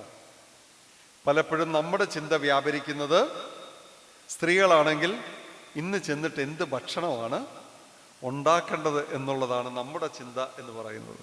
ഇന്ന് ചെന്ന് എന്താണ് ഉണ്ടാക്കുന്നത്, അല്ലെങ്കിൽ വീട്ടിൽ വിളിച്ചിരിക്കുന്ന സാധനം പുളിച്ചിട്ടുണ്ടാവുമോ എന്നുള്ളതാണ് നമ്മുടെ ചിന്ത. പുരുഷന്മാർക്കാണെങ്കിൽ ഇന്ന് 1-2 പേരെ വിളിക്കണമെന്ന് വിചാരിച്ചിരുന്നു, അവരെയൊക്കെ വിളിക്കണം. നമ്മൾ പല കാര്യങ്ങളും ഓർത്തെടുക്കുന്നത് നിത്യജീവനെക്കുറിച്ചുള്ള ഈ പ്രഭാഷണങ്ങളൊക്കെ കേൾക്കുമ്പോഴാണ്. നമ്മുടെ ആത്മീയത എന്ന് പറയുന്നത് പലപ്പോഴും ദൈനംദിന ആവശ്യങ്ങൾ, പ്രധാനമായിട്ടും നമുക്ക് വേണ്ട ആവശ്യം എന്താണ്? രോഗസൗഖ്യമാണ്, മക്കളുടെ വിദ്യാഭ്യാസമാണ്, മക്കളുടെ ജോലിയാണ്, അല്ലെങ്കിൽ ഒരു വീടാണ്, മക്കളുടെ വിവാഹമാണ്. ഇത്തരം ദൈനംദിന ആവശ്യങ്ങളാണ് ദൈവസന്നിധിയിൽ പലപ്പോഴും നമ്മൾ വെക്കുന്നത്. പക്ഷേ ജീവിതത്തിൻ്റെ ഏതെങ്കിലുമൊക്കെ ഘട്ടത്തിൽ ഈ ദൈനംദിന ആവശ്യങ്ങൾക്ക് അപ്പുറത്ത് ചിലതൊക്കെ ഉണ്ട് എന്ന് നമ്മൾ തിരിച്ചറിയും. ഡേ ടു ഡേ അഫയേഴ്സിനപ്പുറത്ത് ചില കാര്യങ്ങളൊക്കെ ഉണ്ട് എന്ന് നമ്മൾ തിരിച്ചറിയും. അമേരിക്കയിലെ ഒരു പത്രപ്രവർത്തകൻ, അയാളുടെ ഭാര്യ, 3 മക്കൾ, അവരിങ്ങനെ സ്വസ്ഥവും ശാന്തവുമായി ജീവിച്ചു പോവാണ്. വളരെ മനോഹരമായ ഒരു ജീവിതമാണ്. ഈ മനുഷ്യൻ ഒരു ദിവസം രാവിലെ കുളി കഴിഞ്ഞ് ഭാര്യയുടെ അടുക്ക വന്നിട്ട് പറഞ്ഞു, എൻ്റെ ശരീരത്തിൽ എൻ്റെ കൈയുടെ ഭാഗത്തായിട്ട് ഒരു മുഴയുള്ളതുപോലെ എനിക്ക് തോന്നുന്നു. ഭാര്യ അടുക്കളയിൽ പാചകത്തിലാണ്. അവള് ഒന്ന് ഞെട്ടി, ഒന്ന് വിഷമിച്ചു, അല്പം വറീഡായി. എങ്കിലും അവൾ പറഞ്ഞു, അത് കഴിഞ്ഞ ആഴ്ചയൊക്കെ പനിയല്ലായിരുന്നോ, അതുമായിട്ട് ബന്ധപ്പെട്ട എന്തെങ്കിലും ആയിരിക്കും. കുറഞ്ഞില്ലെങ്കിൽ നമുക്ക് ഒരാഴ്ച കഴിഞ്ഞ് ഡോക്ടറെ കാണാൻ പോവാം. അങ്ങനെ ഒരാഴ്ച കഴിഞ്ഞ് ഇവരെ ഡോക്ടറെ കാണാൻ വേണ്ടി പോയി. ഡോക്ടർ പറഞ്ഞു, നമുക്ക് ഒരു മുഴയല്ല, 1-2 മുഴകൾ അവിടെ കാണുന്നുണ്ട്, നമുക്ക് ഒരു ബയോപ്സി എടുക്കാം. ബയോപ്സി എടുത്ത് ഡോക്ടറെ കാണാൻ ചെന്ന സമയത്ത് ഡോക്ടർ ഇവരെ 2 പേരെയും അകത്തേക്ക് വിളിച്ചിട്ട് പറഞ്ഞു, ഈ പാശ്ചാത്യ രാജ്യങ്ങളിലൊക്കെ ഈ നമ്മൾ മരിക്കാൻ സാധ്യതയുള്ള കാര്യമാണെന്നുണ്ടെങ്കിൽ അവർ മുഖത്ത് നോക്കി അങ്ങ് പറയും. നമ്മുടെ നാട്ടിൽ അടുത്ത ആഴ്ച മരിക്കാൻ സാധ്യതയാണെങ്കിലും ഡോക്ടർ പറയും, കുഴപ്പമില്ല, പേടിക്കാനൊന്നുമില്ല എന്ന് പറയും. പാശ്ചാത്യ രാജ്യങ്ങളിൽ ഇത് മുഖത്ത് നോക്കി പറയുന്നതുകൊണ്ട് ഡോക്ടേഴ്സ് പറഞ്ഞു, നിങ്ങൾ അങ്ങേയറ്റം പോയാൽ 3 വർഷത്തിനപ്പുറം ജീവിക്കാൻ സാധ്യതയില്ല, ചികിത്സ എടുത്താൽ പോലും. അവര് വളരെ സങ്കടത്തോടു കൂടി തിരിച്ചു വന്നു. ഈ സ്ത്രീ വീട്ടിൽ വന്ന ശേഷം ഉടൻ തന്നെ അടുത്തുള്ള പള്ളിയിലേക്ക് പോയി.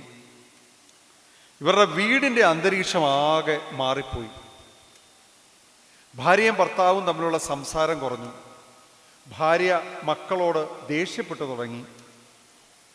അവരുടെ വീട്ടിലുണ്ടായിരുന്ന മാതാവിനോട് അസഹിഷ്ണുത കാണിച്ചു തുടങ്ങി.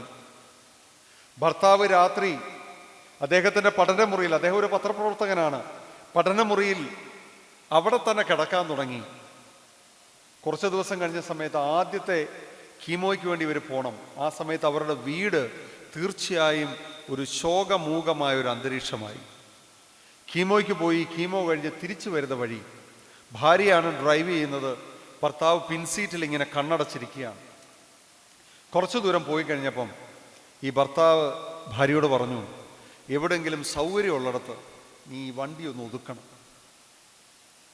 ഭാര്യ വണ്ടി ഒതുക്കിയപ്പോൾ ഈ ഭർത്താവ് ഭാര്യയോട് പറഞ്ഞു, എനിക്ക് ക്യാൻസറാണ്, ഒരുപക്ഷെ ഞാൻ 3 വർഷത്തിനുള്ളിൽ മരിച്ചു പോയേക്കാം, but I am still alive. എനിക്കിപ്പോഴും ജീവനുണ്ട്, ഞാൻ മരിച്ചിട്ടില്ല, ഇപ്പം എനിക്ക് ജീവനുണ്ട്. അതുകൊണ്ട് ഞാൻ ദൈവം എനിക്ക് തരുന്ന അത്രയും കാലം ഞാൻ ജീവിക്കാൻ തീരുമാനിച്ചു. ഭർത്താവ് വീട്ടിലെത്തി കഴിഞ്ഞ് മക്കളെ അടുത്ത് വിളിച്ചിട്ട് പറഞ്ഞു, എനിക്ക് ക്യാൻസർ രോഗമാണ്, ഒരു പക്ഷേ ഞാൻ അധികകാലം നിങ്ങളോടൊപ്പം ഉണ്ടാവുകയില്ല, പക്ഷേ നമുക്ക് സന്തോഷമായിട്ടിരിക്കാം. പാശ്ചാത്യർക്കറിയാം, അവർ ഈ ബാർബിക്യൂ ചെയ്യും. ഇപ്പം ഇവിടെ എല്ലാം ബാർബിക്യൂവിൻ്റെ ഷോപ്പുകളുണ്ട്. അപ്പം ഇവരുടെ ഒരു രീതിയാണ് കുടുംബമായിട്ട് പുറത്ത് പോയി ബാർബിക്യൂ ചെയ്യും. അവർ പറഞ്ഞു, ഇപ്പം തന്നെ നമുക്ക് പുറത്തിറങ്ങി ബാർബിക്യൂ ചെയ്യണം. അതിനുവേണ്ട തയ്യാറെടുപ്പുകളൊക്കെ നടത്തി അവരൊന്നിച്ച് ഭക്ഷണം കഴിച്ചു. രാത്രിയായപ്പം ഈ ഭാര്യയും ഭർത്താവും മാത്രമുള്ള സമയത്ത് ഈ ഭാര്യ ഭർത്താവിനോട് ചോദിച്ചു, നിങ്ങളുടെ ജീവിതത്തിൽ എന്താണ് പൊടുന്നനെ ഇങ്ങനെയൊരു മാറ്റം സംഭവിച്ചത്? ആ മനുഷ്യൻ പറഞ്ഞു, നീ ഡ്രൈവ് ചെയ്ത് പോയ സമയത്ത് ഞാൻ ആ കാറിൻ്റെ പിൻസീറ്റിലിരുന്ന് കണ്ണടച്ച് ദൈവത്തോട് പ്രാർത്ഥിച്ചു. എന്നിട്ട് ഞാൻ ദൈവത്തോട് ചോദിച്ചു, ദൈവമേ, ഈ പ്രതിസന്ധി ഘട്ടത്തിൽ എനിക്കൊരു പരിഹാരം തരണം. ദൈവം എന്നോട് പറഞ്ഞു, ഈ മനുഷ്യൻ ചിരിച്ചുകൊണ്ട് ഭാര്യയോട് പറയുകയാണ്, ദൈവം എന്നോട് പറഞ്ഞു, ഇന്ന് തന്നെ നീ നിന്റെ മക്കൾക്ക് ഭക്ഷണം ഉണ്ടാക്കി കൊടുക്കണം. നിന്റെ ജീവിതത്തിൻ്റെ ആകുലതകൾ എൻ്റെ മേലിടുക. നിനക്ക് ലഭിക്കുന്ന ഓരോ ദിവസവും നീ ജീവിക്കുക. നമ്മുടെയൊക്കെ ജീവിതത്തിൽ നമ്മൾ ക്യാൻസർ രോഗമൊക്കെ ഉള്ളവരോട് 3 വർഷം 4 വർഷം എന്നൊക്കെ അവരോട് പറയുമ്പം, അല്ലെ 1 മാസം 3 മാസം എന്നൊക്കെ പറയുമ്പം നമ്മൾ വിചാരിക്കും നമ്മൾ ഭയങ്കര സേഫാണ്. ആണോ? മനുഷ്യ ജീവിതത്തെക്കുറിച്ച് ആർക്കും ഒന്നും അറിയില്ല എന്നുള്ളതാണ് യാഥാർത്ഥ്യം. ആരും സേഫ് അല്ല എന്നുള്ളതാണ് യാഥാർത്ഥ്യം.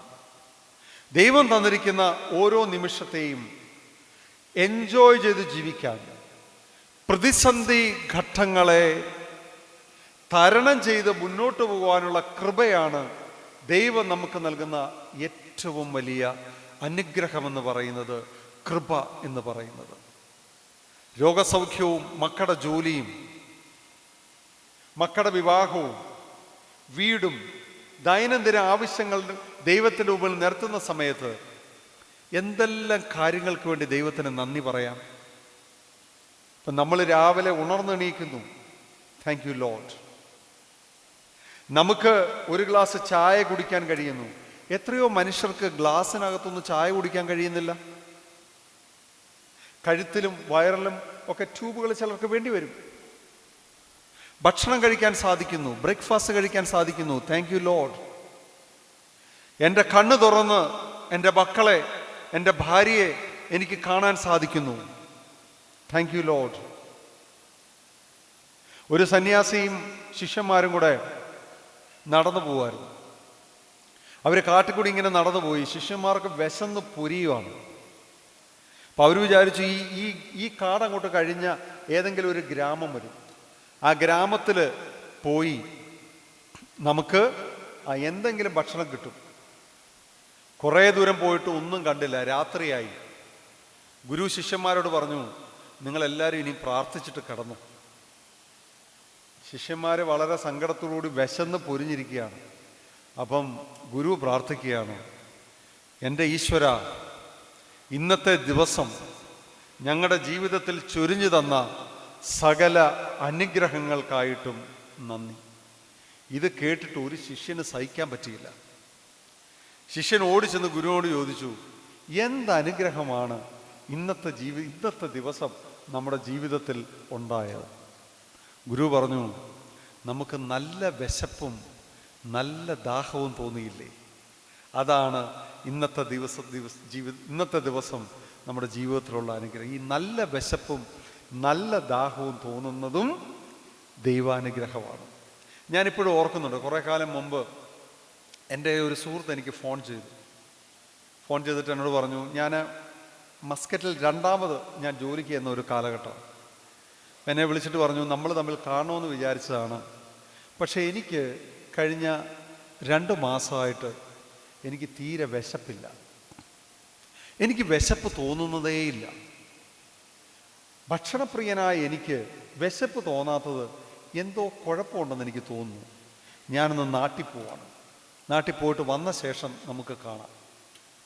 പ്രിയപ്പെട്ടവരെ, എൻ്റെ ആ സുഹൃത്ത് നാട്ടിൽ വന്നു, ഡോക്ടറെ കണ്ടു, പരിശോധനകൾ നടത്തി. ഇൻറ്റസ്റ്റൈനൽ ക്യാൻസർ ആയിരുന്നു. തിരിച്ച് വരാൻ സാധിച്ചില്ല, ജീവിക്കാൻ സാധിച്ചില്ല. നമ്മുടെയൊക്കെ ജീവിതത്തിൽ വിശപ്പും ദാഹവും ഒക്കെ നമുക്കുണ്ടാവുമ്പം ഓർത്തിരിക്കുക, അതൊക്കെ നമ്മൾ ജീവനോടെ ഉണ്ട് എന്നുള്ളതിൻ്റെ അടയാളമാണ്. ദൈവരാജ്യം ഭക്ഷണവും പാനീയവുമല്ല എന്നാണ് കർത്താവ് നമ്മളെ ഓർമ്മിപ്പിക്കുന്നത്. ജീവിതത്തിൽ ദൈവം തന്ന ചെറുതും വലുതുമായ അനുഗ്രഹങ്ങളെ ഓർത്ത് ദൈവത്തിന് നന്ദി പറയുന്ന ഒരു സംസ്കാരം നമ്മുടെ ജീവിതത്തിൽ ഉണ്ടാവണം. ദൈവമേ, അവിടുന്ന് തന്ന ഈ ജന്മത്തിന് വേണ്ടി നന്ദി, അവിടുന്ന് തന്ന പിതാവിന് വേണ്ടി നന്ദി, അവിടുന്ന് തന്ന മാതാവിന് വേണ്ടി നന്ദി. നമ്മുടെയൊക്കെ ജീവിതത്തിൽ നമ്മുടെ പിതാവും മാതാവും ഒക്കെ ജീവിച്ചിരിക്കുന്ന കാലഘട്ടത്തിൽ പലപ്പോഴും അവരെത്ര അനുഗ്രഹമായിരുന്നു എന്ന് നമ്മൾ തിരിച്ചറിയത്തില്ല. അവർ ഈ ജീവിതത്തിൽ നിന്ന് അവർ പോയി കഴിയുമ്പോഴാണ് നമ്മൾ അവരുടെ വില അറിയുന്നത്. മലയാളത്തിലെ പ്രിയപ്പെട്ട ഒരു കവി പറഞ്ഞു, എൻ്റെ അമ്മ ഇനിയില്ല, ഇനി ഞാൻ തിരിച്ച് വീട്ടിൽ ചെല്ലുമ്പോൾ എനിക്ക് വേണ്ടി വിളക്ക് കൊളുത്തി വെച്ച് കാത്തിരിക്കാൻ ഇനിയും ആരുമില്ല. ഞാൻ കിണറിൻ്റെ തിണ്ണക്കിരിക്കുമ്പം നീ വീണുപോകും എന്ന് പേടിക്കാൻ ഇനി ആരുമില്ല. ഞാൻ മഴ നനഞ്ഞ് വരുമ്പോൾ എൻ്റെ പനി പിടിക്കുമെന്ന് പറഞ്ഞ് എൻ്റെ തല തോർത്തി തരാൻ, അങ്ങനെ ആകുലതപ്പെടാൻ ഇനി ആരും ഇല്ല. നമ്മുടെ പേരൻസ് ജീവിച്ചിരിക്കുന്ന കാലഘട്ടമാണ് നമ്മുടെ ജീവിതത്തിലെ ഏറ്റവും സുന്ദരമായ കാലഘട്ടം. Thank you Lord for my parents. എൻ്റെ മക്കൾക്കായിട്ട് നന്ദി, എൻ്റെ സഹോദരങ്ങൾക്കായിട്ട് നന്ദി, എൻ്റെ സഹോദരിക്കായിട്ട് നന്ദി, എനിക്ക് തന്ന സുഹൃത്തുക്കൾക്കായിട്ട് നന്ദി, എനിക്ക് തന്ന പരിശുദ്ധ സഭയ്ക്ക് വേണ്ടി നന്ദി, എന്നെ വഴി നടത്തിയ വൈദികർക്ക് വേണ്ടി നന്ദി, എന്നെ പഠിപ്പിച്ച ഗുരുക്കന്മാർക്ക് വേണ്ടി നന്ദി, എനിക്ക് തന്ന ജോലിക്ക് വേണ്ടി നന്ദി, ഞാൻ കുടിക്കുന്ന വെള്ളത്തിന് വേണ്ടി നന്ദി, ശ്വസിക്കുന്ന വായുവിന് വേണ്ടി നന്ദി, കഴിക്കുന്ന ഭക്ഷണത്തിന് വേണ്ടി നന്ദി. നമ്മുടെ ജീവിതത്തിൽ എന്തെല്ലാം കാര്യങ്ങൾക്ക് വേണ്ടിയാണ് നമ്മൾ ദൈവത്തോട് നന്ദി പറയേണ്ടത്? നമ്മൾ പലപ്പോഴും വൻ കാര്യങ്ങളെക്കുറിച്ചാണ് നമ്മൾ ചിന്തിക്കുന്നത്. ചെറുതും വലുതുമായ കാര്യങ്ങൾക്ക് വേണ്ടി ദൈവത്തിന് നന്ദി പറയുന്ന ഒരു അനുഭവം നമ്മുടെ ജീവിതത്തിൽ ഉണ്ടാവണം. ആ സ്ത്രീയുടെ ജീവിതത്തെ കയ്പാക്കി മാറ്റിയത് ആത്മീയതയെക്കുറിച്ചുള്ള ശരിയായ ദർശനമില്ലാഞ്ഞിട്ടാണ്. നിത്യജീവൻ നീ ആഗ്രഹിക്കുന്നെങ്കിൽ ഈ ജീവിതത്തിൻ്റെ സങ്കടങ്ങൾ, ഈ ജീവിതത്തിൻ്റെ ബുദ്ധിമുട്ടുകൾ ഇതൊന്നും സാരമുള്ളതല്ല. അതുകൊണ്ടാണ് തന്നെ ക്രൂശിക്കാൻ വന്ന മനുഷ്യരോട് പത്രോസ്ലിഹ പറഞ്ഞത്, എന്നെ തലകീഴായി തൂക്കുക. അവർ ഭയപ്പെട്ടോ? സഹദേന്മാര് ഭയപ്പെട്ടോ? ഗിവർഗി സഹദ ഭയപ്പെട്ടോ? നിത്യജീവനെക്കുറിച്ച് അവർക്കുണ്ടായിരുന്ന ബോധ്യമാണ് അവരെ ജീവിതത്തിൻ്റെ ബുദ്ധിമുട്ടുകൾ കൂടുതൽ ദൃഢമായി ധൈര്യത്തോടുകൂടി നേരിടാനുള്ള കൃപ അവർക്ക് ലഭിച്ചത്. അതുകൊണ്ടാണ് ക്രിസ്തു പറഞ്ഞത്, ഞാൻ തരുന്ന ഈ വെള്ളം കുടിച്ചാൽ നിനക്ക് പിന്നെ ദാഹിക്കുകയില്ല. ഞാൻ തരുന്ന ഈ വെള്ളം എന്ന് പറയുന്നത് നിത്യജീവിതത്തിലേക്ക് വീണ്ടും വീണ്ടും പുതുക്കി വരുന്ന അനുഭവമാണ്. ക്രിസ്തുവാകുന്ന കൊമ്പിന് മാറായെ മധുരമാക്കാൻ കഴിയുമെങ്കിൽ നമുക്കതിന് സാധ്യമാണോ? പരിശുദ്ധനായ പൗലോസ്ലീഹ റോമർക്ക് എഴുതിയ ലേഖനം 11-ാം അധ്യായം 16-17 വാക്യങ്ങൾ. പരിശുദ്ധനായ പൗലോസ്ലീഹ റോമർക്ക് എഴുതിയ ലേഖനം 11-ാം അധ്യായം 16-17 വാക്യങ്ങൾ. ആദ്യ ഭാഗം വിശുദ്ധമെങ്കിൽ പിണ്ടം മുഴുവൻ അങ്ങനെ തന്നെ. വേര് വിശുദ്ധമെങ്കിൽ കൊമ്പുകളും അങ്ങനെ തന്നെ. കൊമ്പുകളിൽ ചിലത് ഒടിച്ചിട്ട് കാട്ടൊലിവായ നിന്നെ അവയുടെ ഇടയിൽ ഒട്ടിച്ചു ചേർത്ത് ഫലപ്രദമായ വേരിന് പങ്കാളിയായി തീർന്നുവെങ്കിലോ കൊമ്പുകളുടെ നേരെ പ്രശംസിക്കരുത്. ഞാൻ വിചാരിക്കാറുണ്ട്, നമ്മളൊക്കെ ഇപ്പോഴും ഈ ഗ്രാഫ്റ്റിംഗ് ഒക്കെ ചെയ്യും. ഒരു ബൊഗൈൻവില്ലയിൽ 7 നിറം ഒക്കെ, ഇപ്പം ബൊഗൈൻവില്ലയുടെ സീസണാണ്. ഇവിടെ പോലും നമുക്കറിയാം ബൊഗൈൻവില്ല ചെടിയിൽ 7 നിറമൊക്കെ കാണാം. എങ്ങനെയാണ് അത് ചെയ്യുന്നത്? ഗ്രാഫ്റ്റിങ്ങാണ്, ഒട്ടിച്ച് ചേർക്കുന്നതാണ്. വേദപുസ്തകത്തിൽ ഈ ഭാഗത്ത് പൗലോസ്ലീഹ എഴുതിയിരിക്കുകയാണ്, കാട്ടൊലിവായ നിന്നെ ഈ ഒലിവിൽ ഒട്ടിച്ചു ചേർത്തിരിക്കുകയാണ്. യഥാർത്ഥ കൊമ്പുകളെ ഒടിച്ചിട്ടാണ്, വിശ്വാസമില്ലാത്ത കൊമ്പുകളെ ഒടിച്ചിട്ടാണ് കാട്ടൊലിവായ നിന്നെ ഈ വൃക്ഷത്തിൽ ഒട്ടിച്ചു ചേർത്തിരിക്കുന്നത്. ക്രിസ്തുവാകുന്ന വൃക്ഷത്തിൽ ഒട്ടിച്ചു ചേർത്ത ഞാനും നിങ്ങളുമാകുന്ന കൊമ്പുകൾക്ക് ആരുടെ ഗുണം വേണം? ആരുടെ ഗുണം വേണം? ആരുടെ ഗുണം വേണം? ക്രിസ്തുവിൻ്റെ ഗുണം വേണം. ക്രിസ്തുവിൻ്റെ ഗുണം വേണം. ക്രിസ്തു മാറായിലെ വെള്ളത്തിൽ ആ കൊമ്പിട്ട് മധുരമാക്കിയതുപോലെ അനേക മനുഷ്യരുടെ ജീവിതത്തിൽ ക്രിസ്തു ഇടപെട്ട് അവരുടെ കയ്പുള്ള ജീവിതത്തെ മധുരമാക്കി മാറ്റിയതുപോലെ മറ്റുള്ളവരുടെ ജീവിതത്തിൽ ഇടപെടാനും അതിനെ മധുരമാക്കി തീർക്കുവാനും നമുക്ക് ബാധ്യതയുണ്ട്. ഈ ഒരുപാട് പ്രയാസമൊന്നുമില്ല. മനുഷ്യരെ കാണുമ്പോഴൊന്ന് ചിരിച്ചാൽ മതി, അവരുടെ കയ്പുള്ള ജീവിതം ഒന്ന് മധുരമുള്ളതായി തീരും. സ്നേഹത്തോടെ ഒരു വാക്ക് പറഞ്ഞാൽ മതി, അവരുടെ കയ്പുള്ള ജീവിതം മധുരമുള്ളതായി തീരും. സ്നേഹത്തോടെ ഒന്ന് ചേർത്ത് പിടിക്കുക. സങ്കടം വരുന്ന മനുഷ്യരോട് ഒരു കുശലാന്വേഷണം നടത്തുക. സങ്കടത്തിലിരിക്കുന്ന മനുഷ്യരോട്, നഷ്ടത്തിൻ്റെ അനുഭവത്തിലുള്ള മനുഷ്യരോട് പോട്ടെ സാരമില്ല എന്ന് പറയാൻ കഴിയുക. കുറ്റബോധമുള്ള മനുഷ്യരോട് സാരമില്ല എന്ന് പറയുവാൻ കഴിയുക. മലയാളത്തിലെ വളരെ പ്രശസ്തമായ ഒരു കഥയുണ്ട്. ടി പത്മനാഭൻ എഴുതിയ പ്രകാശം പരത്തുന്ന പെൺകുട്ടി. ഒരു മനുഷ്യൻ ആത്മഹത്യ ചെയ്യാൻ തീരുമാനിച്ചു. ആത്മഹത്യ ചെയ്യാൻ തീരുമാനിച്ച ശേഷം അയാൾ വിചാരിച്ചു, എന്തായാലും ആത്മഹത്യ ചെയ്യാൻ തീരുമാനിച്ചു, മനുഷ്യരൊക്കെ ഈ നഗരത്തിൽ നിന്ന് കുറച്ചൊന്ന് ഒഴിഞ്ഞു പോകട്ടെ. സമയം കളയാൻ വേണ്ടി അയാൾ ഒരു സിനിമയ്ക്ക് കയറി. ആ സിനിമയ്ക്ക് കയറിയ സമയത്ത് സിനിമ ഏതാണെന്ന് പോലും അയാൾ ശ്രദ്ധിക്കുന്നില്ല. അയാളെ സംബന്ധിച്ചിടത്തോളം എങ്ങനെയെങ്കിലും ഒരു 2.5 മണിക്കൂർ കഴിഞ്ഞ് കിട്ടി പെട്ടെന്ന് ആത്മഹത്യ ചെയ്യണം. ആ തിയേറ്ററിൽ അയാൾ ചെന്ന് സിനിമ കാണാനിരിക്കുമ്പം അയാളുടെ തൊട്ടടുത്ത് ഇംഗ്ലീഷ് സിനിമയാണ് സ്ക്രീനിൽ കാണുന്നത്. അയാളുടെ തൊട്ടടുത്തൊരു കൊച്ചു പെൺകുട്ടി ഇരിക്കുകയാണ്. ഈ കൊച്ചു പെൺകുട്ടി ഈ മനുഷ്യനോട് സ്ക്രീനിൽ ഓരോ സീൻസ് വരുമ്പോഴും ഇയാളെ തോണ്ടിയിട്ട് ചോദിക്കും, അങ്കളെ അവരെന്താ പറഞ്ഞത്? അങ്കളെ അവിടെ എന്താണ് സംഭവിക്കുന്നത്? ആദ്യം ഇയാൾക്ക് ഇറിറ്റേഷൻ തോന്നി. കാരണം അയാൾക്ക് ആരോടും സംസാരിക്കാൻ ഇഷ്ടമില്ല. അയാളുടെ ജീവിതം അയാൾ അവസാനിപ്പിക്കാൻ തീരുമാനിച്ച മനുഷ്യനാണ്. ആ മനുഷ്യന്റെ അടുക്കൽ ഒരു കൊച്ചു പെൺകുട്ടി ഇങ്ങനെ ചോദിക്കുന്ന സമയത്ത് അയാളുടെ ജീവിതത്തിൽ ഒരു വെളിച്ചം പരക്കുകയാണ്. അയാൾക്ക് തോന്നുകയാണ്, ഈ കൊച്ചു പെൺകുട്ടിക്കെങ്കിലും ഈ രാത്രി എന്നെ കൊണ്ട് ആവശ്യമുണ്ട്.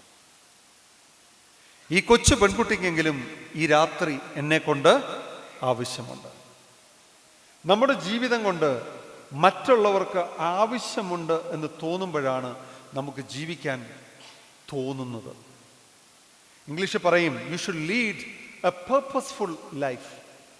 പലപ്പോഴും നമുക്ക് പറ്റുന്ന ഒരു അബദ്ധം എന്ന് പറയുന്നത്, വലിയ വലിയ കമ്പനി മുതലാളിമാരൊക്കെ ആത്മഹത്യ ചെയ്യുന്നത് പലപ്പോഴും അവരുടെ ബിസിനസ് വളർത്താൻ അവർ ആഗ്രഹിക്കുന്നു. ബിസിനസ് വളരുന്നു, അവരാഗ്രഹിക്കുന്നതിനപ്പുറം വളരുന്നു. അതിനുശേഷം അവർ ചിന്തിക്കുകയാണ്, ഇനി എന്താണ് ജീവിതത്തിൽ? What is the meaning of life? What is the purpose of life? എന്താണ് ജീവിതത്തിൻ്റെ പേർപ്പസ്? ഒരു ലക്ഷ്യവും തോന്നുന്നില്ല. നേടാവുന്നതെല്ലാം നേടിക്കഴിഞ്ഞു. അതിനാണ് പറയുന്നത്, നിങ്ങളുടെ കുടുംബത്തിനപ്പുറം, നിങ്ങളുടെ പ്രിയപ്പെട്ടവർക്കപ്പുറം ചില പേർപ്പസ് നമ്മുടെ ജീവിതത്തിൽ വേണം. നമ്മുടെ സമൂഹത്തിന് ഗുണകരമാകുന്ന ചില ലക്ഷ്യങ്ങൾ, മറ്റ് മനുഷ്യർക്ക് പ്രയോജനകരമാകുന്ന ഒരു ജീവിതം. പ്രകാശം പരത്തുന്ന പെൺകുട്ടി എന്ന് പറയുന്ന കഥയിലെ കൊച്ചു പെൺകുട്ടിയെ പോലെ ഒരുപാട് മനുഷ്യർക്ക് നമ്മുടെ ജീവിതം കൊണ്ട് ആവശ്യമുണ്ട്. ഒന്ന്, കയ്പിൻ്റെ അനുഭവത്തെ മാറ്റുക. നമ്മുടെ മക്കള് അകന്ന് ഒരു മുറിയിൽ ഒറ്റയ്ക്കിരിക്കുകയാണെങ്കിൽ അവരെ ഒന്ന് ചേർത്ത് പിടിക്കുക. നമ്മുടെ ചെറുപ്പകാലങ്ങളിൽ മക്കൾക്ക് ഉമ്മ കൊടുക്കും.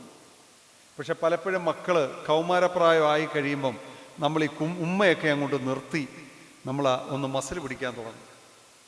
പക്ഷേ ഈ കുഞ്ഞിൻ്റെ ഉള്ളിൽ ആ ഉമ്മ ആഗ്രഹിക്കുന്ന ഒരു കുഞ്ഞ് ഈ 18 വയസ്സുള്ള 20 വയസ്സുള്ള ഈ കുഞ്ഞിൻ്റെ ഉള്ളിൽ ഉണ്ട്. അവരെ ഒന്ന് ചേർത്ത് പിടിക്കണം. അവരെ റെയിൽവേ സ്റ്റേഷനിൽ യാത്രയാക്കാൻ ചെല്ലുന്ന സമയത്ത് ഒരു ഉമ്മ കൊടുത്ത് പോയി വാ എന്ന് പറയണം. നമ്മുടെ ജീവിതത്തിൽ പലപ്പോഴും നമ്മളിത് വിസ്മരിച്ചു പോകും. ഒരു പ്രായം കഴിഞ്ഞാൽ നമ്മൾ മക്കളെ വളരെ പ്രായമുള്ളവരായിട്ടാണ് നമ്മൾ പലപ്പോഴും ട്രീറ്റ് ചെയ്യുന്നത്. അവരെ ഒന്ന് ചേർത്ത് പിടിച്ച്, മോനെ മോളെ എന്ന് ചേർത്ത് പിടിച്ച് അവരെ നമ്മളിലേക്ക് അടുപ്പിക്കുക. ആ കയ്പിൻ്റെ അനുഭവം നമുക്ക് മാറ്റിയെടുക്കണം. ഒരു കിടക്കയിൽ രണ്ട് ധ്രുവങ്ങളിൽ എന്ന പോലെ ജീവിക്കുന്ന ഭാര്യയും ഭർത്താവും രാത്രിയിൽ നമ്മൾ അടുത്തു വരുന്ന സമയത്ത്, എന്താ ഇങ്ങനെ, എൻ്റെ കയ്യിൽ നിന്ന് എന്തെങ്കിലും കുഴപ്പമുണ്ടോ, ഞാൻ എന്തെങ്കിലും പരിഹരിക്കേണ്ടതുണ്ടോ? ഈ ഒരു ചോദ്യം ഒരുപാട് വ്യത്യാസങ്ങൾ മനുഷ്യ ജീവിതത്തിൽ സംഭവിക്കും.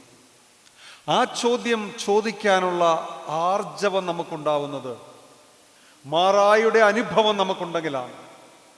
ക്രിസ്തുവാകുന്ന വൃക്ഷത്തോട് ചേർന്ന് നിൽക്കുന്ന കൊമ്പുകളാണ് നമ്മളെന്ന് പറയുന്ന ഒരു ബോധ്യം നമുക്കുണ്ടെങ്കിൽ, നമ്മുടെ വ്യക്തിബന്ധങ്ങളിൽ കയ്പ് കയറുന്ന സമയത്ത് ഈ കൊമ്പിനെ ഒന്ന് ഒടിച്ച് ആ വെള്ളത്തിലേക്കിട്ട് അതിനെ മധുരമുള്ളതാക്കി തീർക്കാൻ നമുക്ക് കഴിയും.